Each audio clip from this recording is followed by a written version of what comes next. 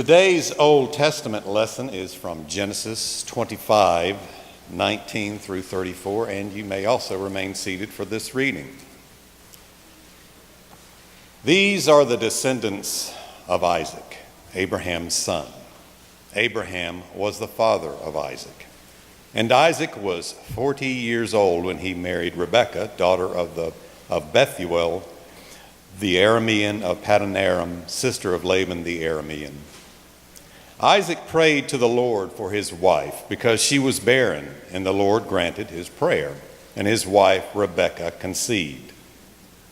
The children struggled together within her, and she said, "If it is to be this way, why do I live?"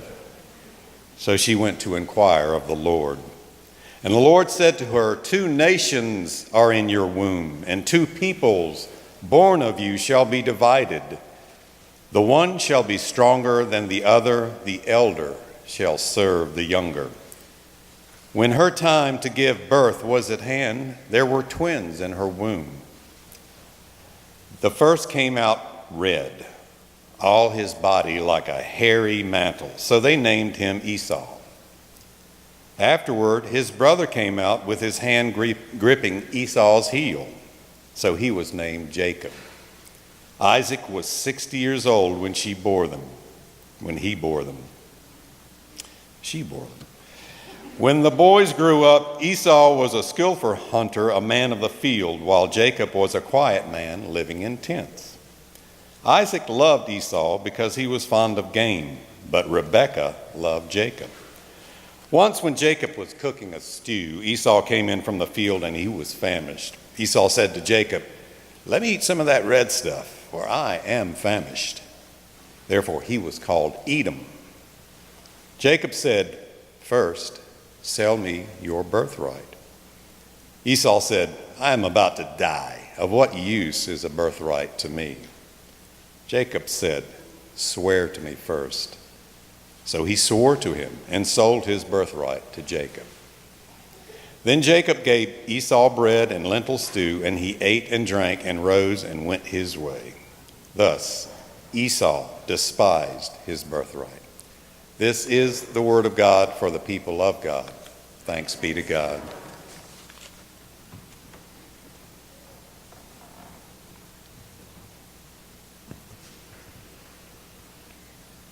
The story continues. For about a month now, we've been following the stories of one particular path of family lineage in the Old Testament. Starting with old Abraham and his family, we're moving through some of the patriarchs and matriarchs who bring to life the genealogy of Jesus and of our faith. Last week, we encountered Rebekah by the well. Rebekah, that strong woman who was uniquely given a voice and a choice in her decision to marry Isaac. And today, the story of their marriage and of their family continues. Thinking back to what we heard last week, remember that Rebekah is the only woman in the Old Testament whose birth story is recorded for us. And then the story of her engagement to Isaac is told one time and then immediately repeated in full again in the text. As a part of that romantic comedy story, she herself is given a voice in the direction of her future. And we are told that after she decides that she will go and marry Isaac, she brings him happiness and comfort after his mother Sarah's death. Rebekah is a strong and important figure, and today's text shows that even more prominently. Where we pick up today, it's time to hear about Isaac's lineage. That's just so exciting, isn't it? Isaac, you know, is the promised son of Abraham and Sarah, the covenant child, who is to be the bearer of blessings for generations to come. We learn that he's a tad bit older when he marries Rebekah, 40 years old to be exact. We also learn that children are hard to come by for this couple, just as had been true for Sarah and Abraham. 20 years go past with no babies for Isaac and Rebekah. For 20 years, they wait and hope and go about their daily living, trusting that the promise will eventually come. As the years pass, the crow's feet make their mark on Isaac's weakening eyes, and yet they still seem to keep their faith. They never resort to the methods used by Sarah and Abraham. No handmaidens are proffered, and there are not even any other wives or concubines in the picture at all. Finally, the text tells us that Isaac prays to God for his wife, and that God grants an answer to the faithful husband's prayer. Rebekah's conception is a witness to the mighty, life-giving power of God, making way for new life when it was not possible before, opening up a future from what seemed like a completely closed door. Here we are reminded that it is only God who has the power to work such miracles. And it's a reminder to Rebekah and Isaac that the fruit born of their union is a gift of God, not a result of their own efforts. The eventual conception is also a great witness to Rebekah's faith. Remember that at the end of last week's service, Pastor Heather pointed out that as Rebekah made the decision to go and marry Isaac, she had to pack up and leave her family. And as she was packing, she packed one peculiar item in particular, a nursemaid. The nursemaid was there from the beginning of their marriage to assist with the births of Rebekah's children. So for 20 years, Rebekah kept her nursemaid at her side, patiently waiting, seemingly confident that God was going to fulfill the promise to bless all nations through the fruit of her marriage to Isaac. So finally, God answers their hopes and dreams, and Rebekah is pregnant. But it's not easy. Pregnancy is trying for many people and not altogether a pleasant experience for everyone. There might be other mothers in the room who have cried out or felt as Rebekah did, "If this is going to be how it is, why am I even here?" After waiting for 20 years for this blessed miracle, Rebekah is not just sunshine and glowy and happy and content. She suffers and she struggles and she doesn't understand what is happening within her. So in the tumult of her pregnancy, she takes action, approaching God to seek understanding. The phrase that's used in the text says that Rebekah inquired of the Lord. That's a phrase of great importance in the Old Testament. You see, only the most highly respected prophets and kings ever inquire of the Lord. So Rebekah is being placed in the company of the likes of Moses and Elisha by her inquiry.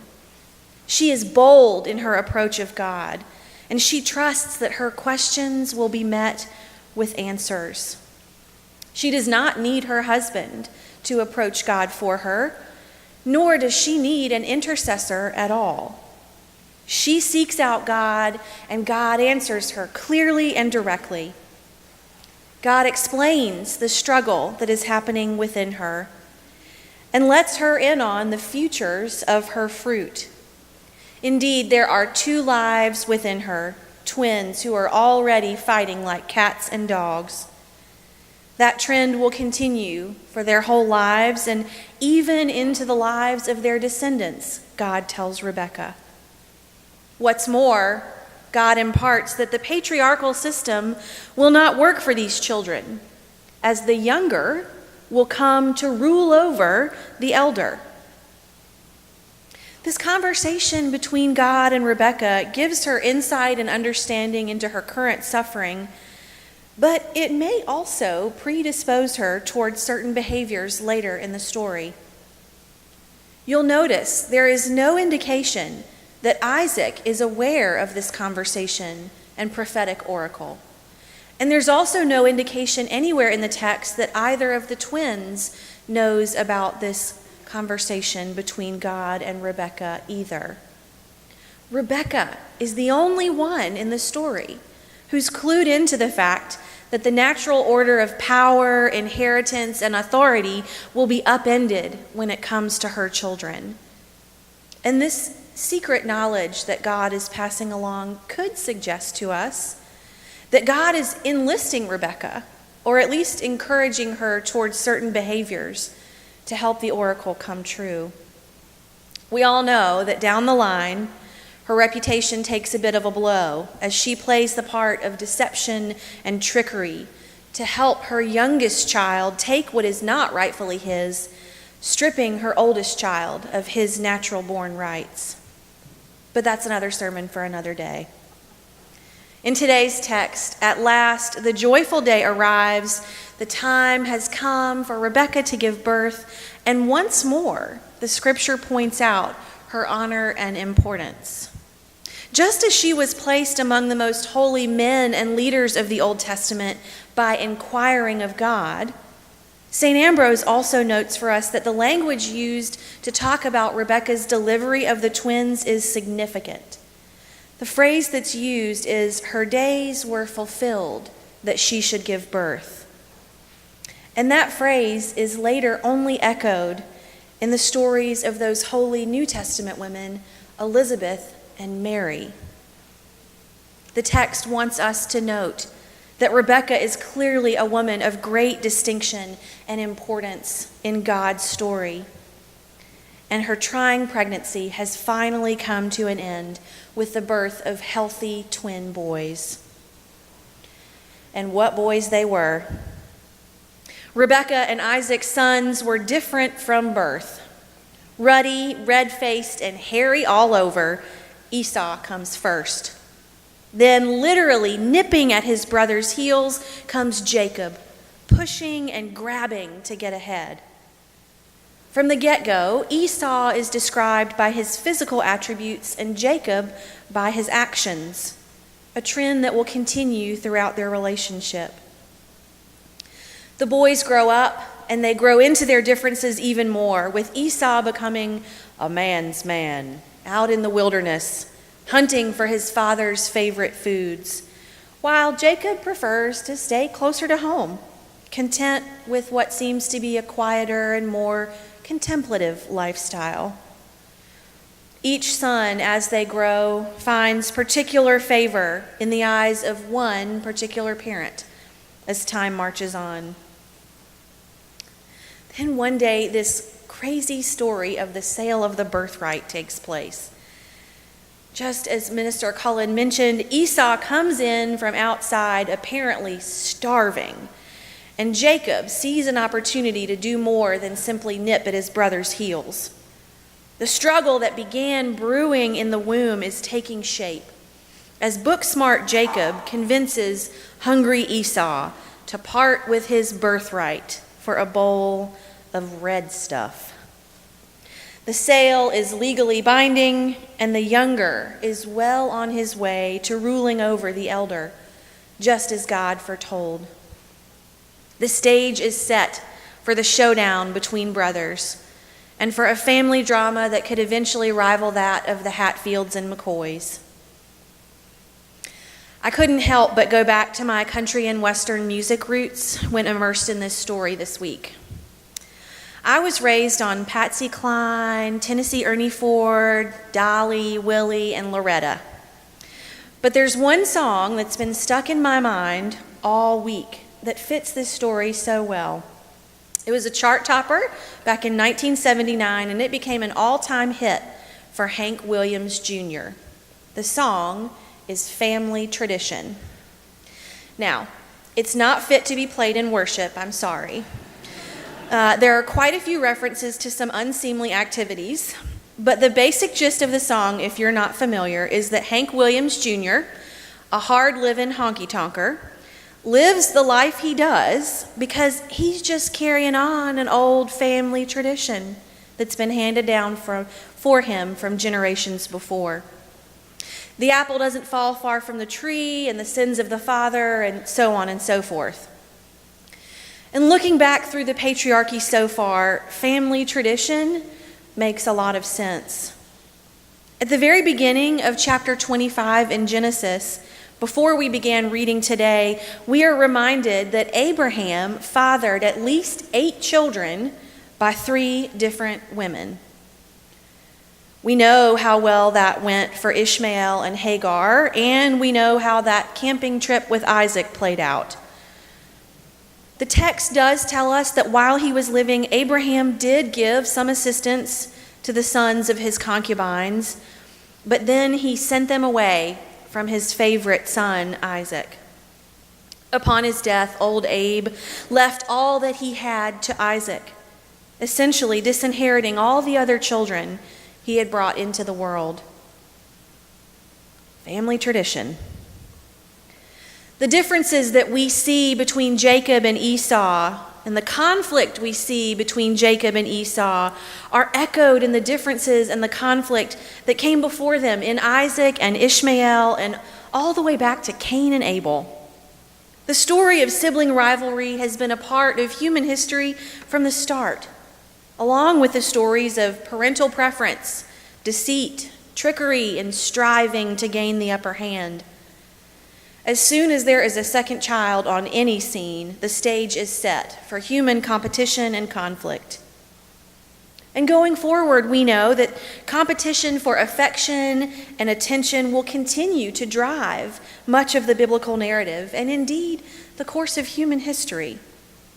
Jacob grows up and goes on to love Rachel more than Leah. And then he goes on to love Joseph more than all his other sons. Before long, David comes along, the youngest, runtiest of Jesse's sons, and he will be anointed king ahead of all of his older and stronger brothers. In tribes and kingdoms all over the world, battles and schemes are formed so that legitimacy may be given to bastards seeking power, and so that birth orders can be turned on their heads for individual gain. Generation after generation, we constantly seek to unpack and uncover why the love of our parents was never enough, why it was not shared equally, or why it was not shared at all. When she was pregnant, Rebekah had 2 nations crushing and groaning within her, 2 nations fighting and tearing at one another, 2 sides of the same story, 2 iterations of the very same gene pool, 2 children of promise at battle, struggling to see who would come out on top. Friends, that is a family tradition that lives on today. How far in the circles of our families do we have to go to find conflict and dysfunction? How many siblings does it take to make a sibling rivalry? What are the family traditions that we carry out today? Clearly, the pangs of struggle are still deeply embedded within us, and the stretch marks tell the truth about the wars we still fight. We leave bruises on the heels of our brothers and sisters as we wrestle, dig, and push to get ahead.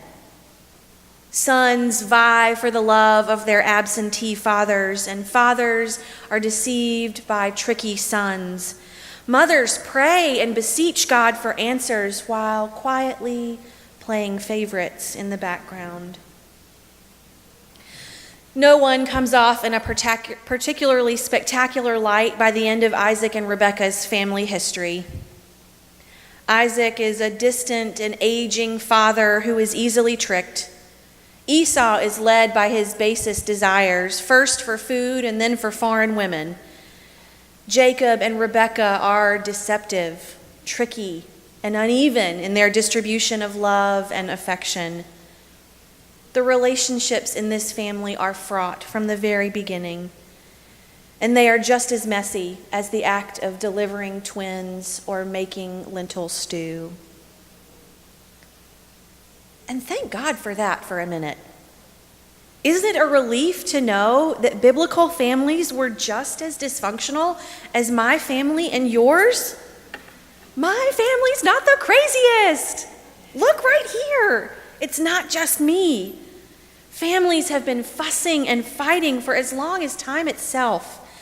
Siblings have been pushing and shoving and shouting me first since before there were fidget spinners to fight over. One of the gifts of the stories of our faith is to help us to see that we are not the first ones to deal with the messiness of life and relationships. We are not the only ones to have to overcome and work through our issues, our emotional baggage, our mommy issues, our daddy issues, our brother issues, our sister issues, our emotional baggage, and our broken family systems. Others have come before us, and they have found their way through. There is hope for us yet, for our families, for our church families, for our neighborhoods, for our cities, for our global family. And perhaps the biggest gift that these stories impart is to remind us that God is at work in our imperfection, and in spite of the fact that we do nothing to merit the grace we receive. God is at work even when the struggles that are roiling within us feel out of control, scary, and overpowering. God is at work bringing forth new life, imperfect, hairy, grabby new lives that will eventually bless peoples of all nations. God is at work even when our actions are less than godly and when our words are shifty and the Spirit is being stirred up right inside that pot of red stew. God can and does work through the messiness of human relationships. Even as brother stands against brother, God still works. Even when parents fail their children, God still works. Even when we continue to carry on the old family traditions that we learned from Cain and Abel, God still works with us and for us. So let Isaac and Rebekah and Jacob and Esau remind us once more that even as we wrestle and groan and suffer at the struggle within us, even as we don't understand and we seek God's wisdom, even as we fall and we fail, even as we lie, cheat, grab, and steal and sell, even as we are yet sinners, God still chooses us to bring blessings to the world. God brings us forth from dark wombs and into the bright light of the world. And God still chooses messy you and me to carry forth the promise. God works in and around and through our spilled pots of stew and our broken and fractured relationships. God is still at work, redeeming the messiness that we find ourselves in. God is still at work in me and in you, in our brothers and in our sisters, and through us, messy, red stuff covered us. God still chooses to continue the story. Amen.